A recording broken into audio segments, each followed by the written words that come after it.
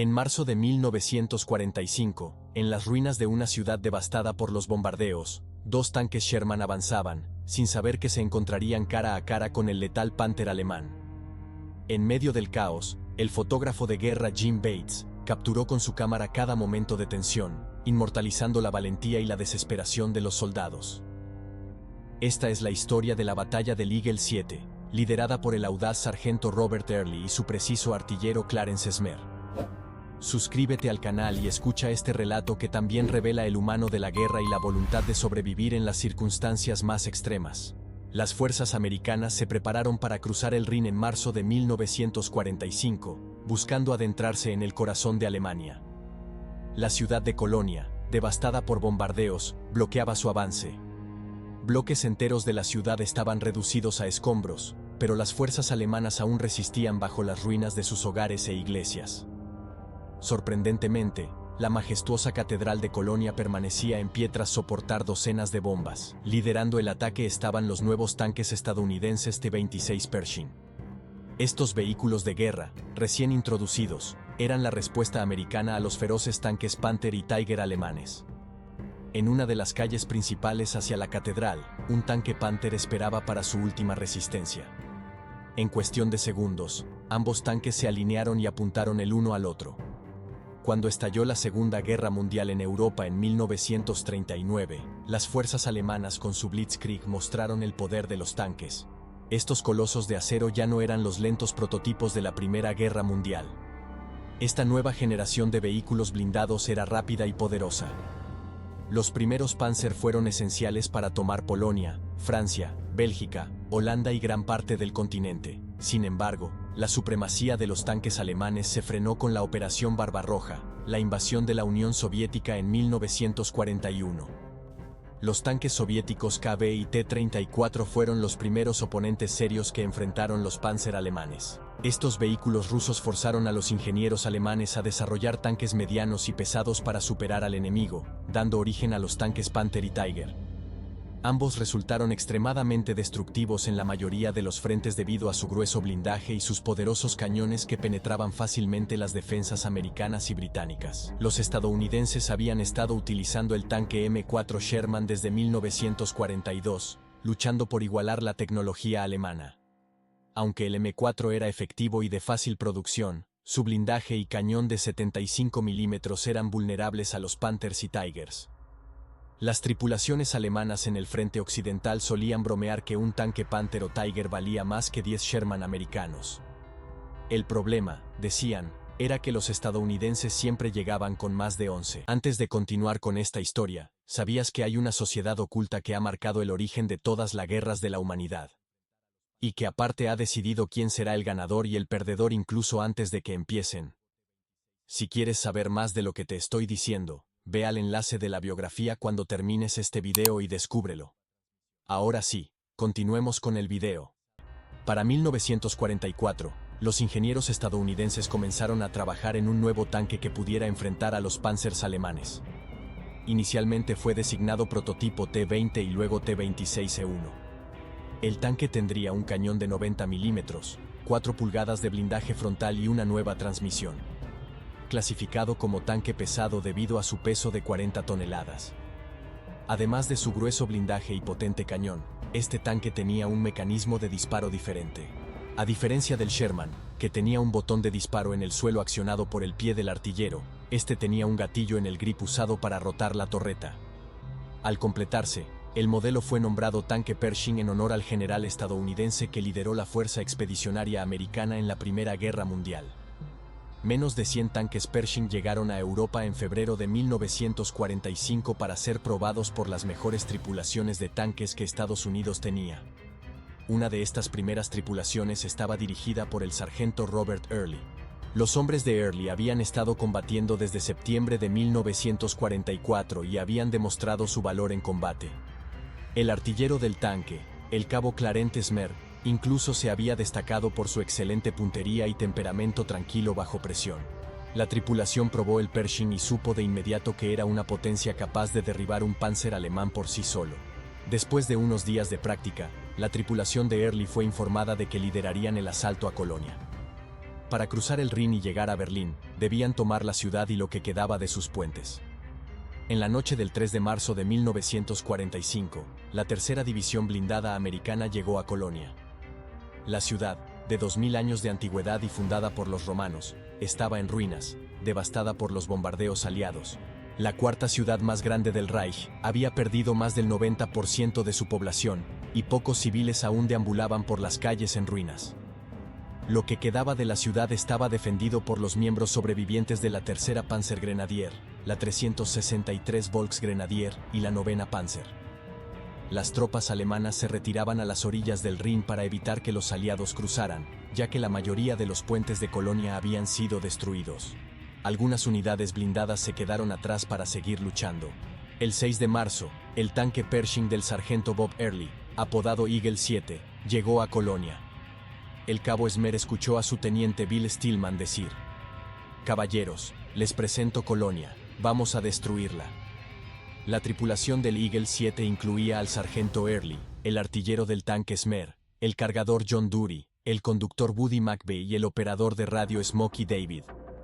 La tripulación estaba detenida en una intersección en Colonia mientras algunos tanques Sherman avanzaban hacia la catedral.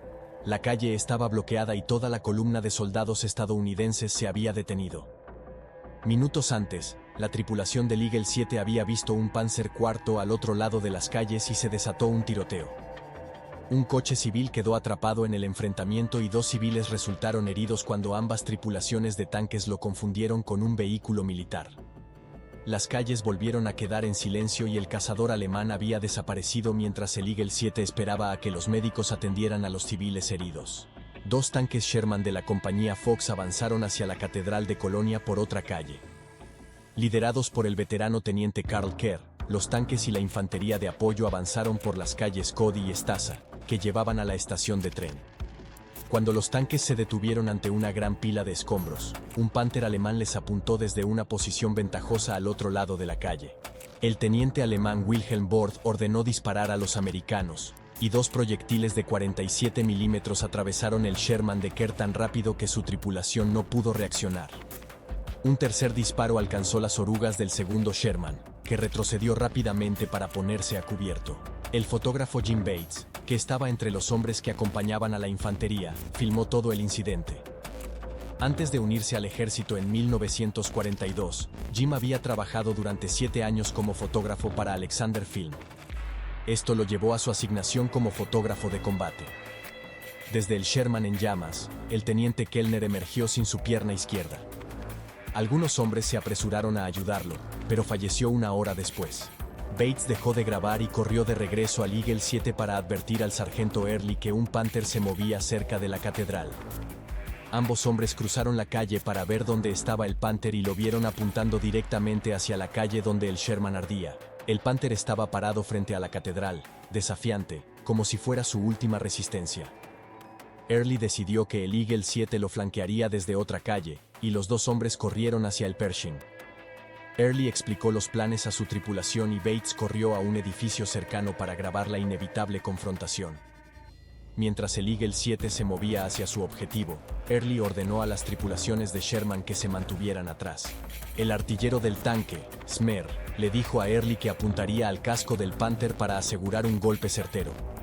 Early respondió: «Dispara donde quieras, él está ahí sentado como si fuera el dueño del lugar». La tripulación cargó un proyectil perforante como última recarga y Smer giró la torreta a la derecha tanto como pudo para evitar golpear el edificio adyacente.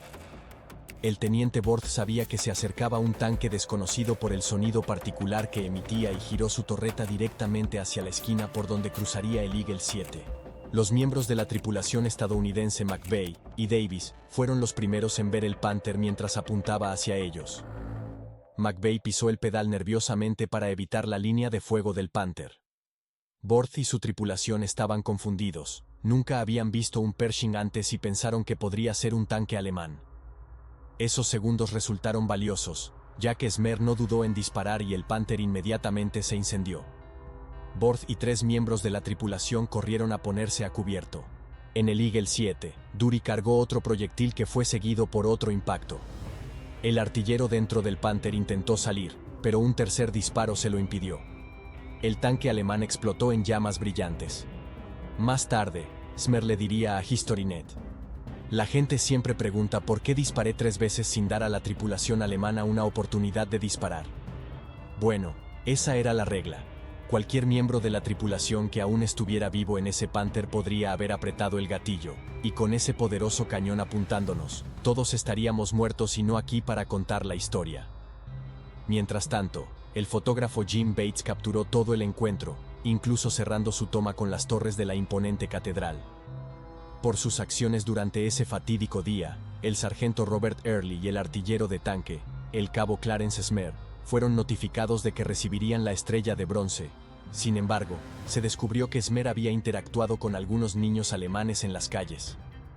Dado que la confraternización con el enemigo estaba prohibida, la policía militar eliminó su nombre y el reconocimiento fue anulado.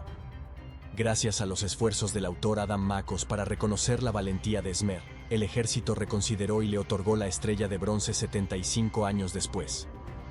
Además, se otorgaron 3 estrellas de bronce adicionales al resto del equipo del Eagle 7, convirtiéndolos en una de las tripulaciones más celebradas en la historia del ejército. Smer, un oficial de 21 años de apariencia frágil durante la batalla, sería conocido desde entonces como el héroe de Colonia.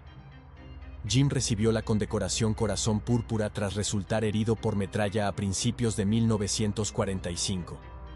Tras un tiempo en el hospital, Jim volvió a trabajar como fotógrafo de combate.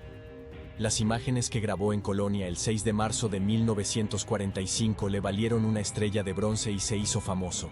Al final de la guerra, Jim fue miembro del equipo de noticieros del general Eisenhower en la conferencia de Potsdam en Berlín. Uno de los recuerdos que Jim tenía de la guerra, además de los pantalones de lana, era un rifle de francotirador alemán que Jim usaba como rifle de caza. Cuando Jim volvió a la vida civil, su fotografía de combate le había ganado suficiente reputación como para tener la oportunidad de trabajar como director de fotografía en Hollywood.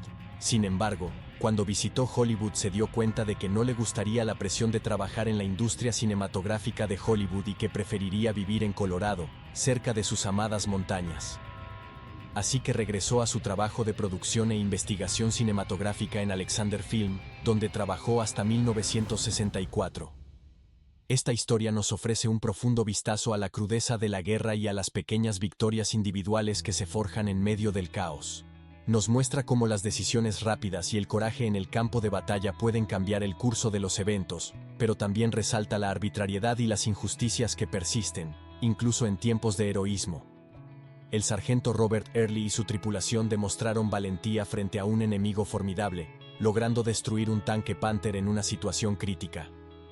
A pesar de su valentía y destreza, la complejidad de las normas militares les privó inicialmente del reconocimiento merecido. La historia de Clarence Smer, en particular, subraya cómo actos de humanidad pueden ser malinterpretados y castigados en el contexto de la guerra. Sin embargo, la rectificación tardía y el eventual reconocimiento de su valentía ilustran que la justicia puede prevalecer, aunque sea mucho tiempo después de los hechos. Asimismo, los periodistas de guerra se erigen como testigos incómodos de la brutalidad y la humanidad en sus formas más extremas. Desde las trincheras de la Segunda Guerra Mundial hasta las calles devastadas de Mosul, su papel ha sido esencial y, a menudo, peligroso. Los reporteros no solo documentan la historia, la viven, la sufren y, en ocasiones, mueren por ella. Durante la Segunda Guerra Mundial, periodistas como Ernie Pyle se incrustaron con las tropas aliadas, compartiendo sus penurias y peligros. Sus crónicas no eran meros informes. Eran relatos empapados de barro, sudor y sangre, humanizando a los soldados y brindando a las audiencias una conexión visceral con el frente. Ernie Pyle, con su estilo cercano y empático, capturó la esencia del soldado común, convirtiéndose en una voz imprescindible en medio del caos.